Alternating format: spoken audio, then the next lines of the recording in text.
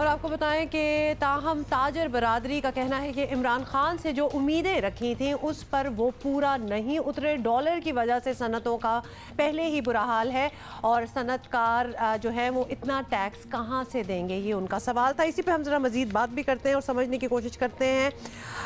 Karachi chamber کے صدر جنید ماکڑا صاحب ہمارے ساتھ ہیں۔ ماکڑا صاحب، کراچی پاکستان کا تجارتی ہب ہے، یہاں کے تاجر برادری کو بجٹ کیسا لگا؟ کیونکہ ہمیں کچھ مکسڈ ایموشنز ہی نظر آ رہے ہیں۔ اس وقت جو بجٹ ہے وہ ہمارے لیے جو ہے وہ انہوں نے FTR رجیم ختم کر دی ہے۔ جو امپورٹر ہیں، ہمارے ایکسپورٹر جو ہیں، ان کو جو ہے وہ میرے خیال سے آہستہ آہستہ اس پہ سے نہیں ہٹایا FTR، پر وہ آہستہ آہستہ مجھے لگتا ہے کہ آگے کی قسط جو ہے وہ بھی ان کے ذہنوں میں ہوگی کہ وہاں سے بھی ہم ہٹا دیں۔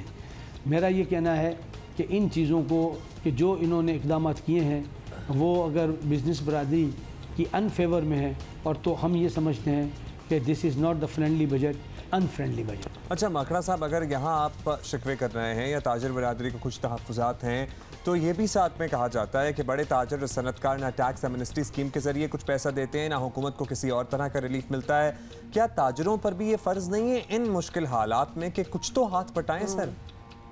ہم یہ کہتے ہیں کہ ایسٹ ڈکلیریشن اسکیم جو ہے، جو کہ پچھلے دنوں میں ایمنسٹی اسکیم کے نام سے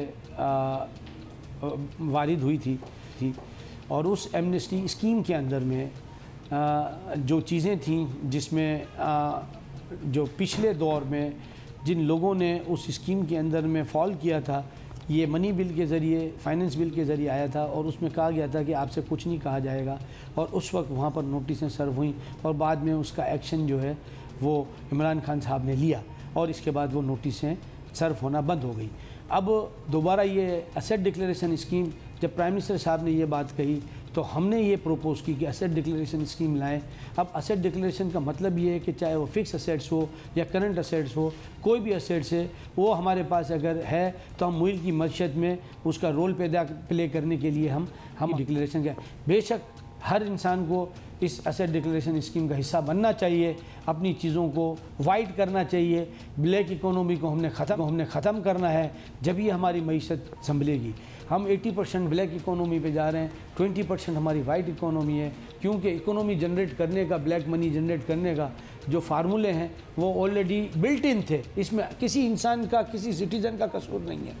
یہ جو ایڈمنسٹریشن جو چلاتے ہیں ان کا قصور تھا کہ جو انہوں نے اس کے اندر میں ایک پروویژن بلٹ اپ رکھا تھا، اب ان کی سمجھ میں آیا، پروپوز ضرور کی ہم نے اور اس کو مانا بھی گیا۔ میری بھی یہ گزارش ہے اور اس کے اندر میں آپ حصہ لیں۔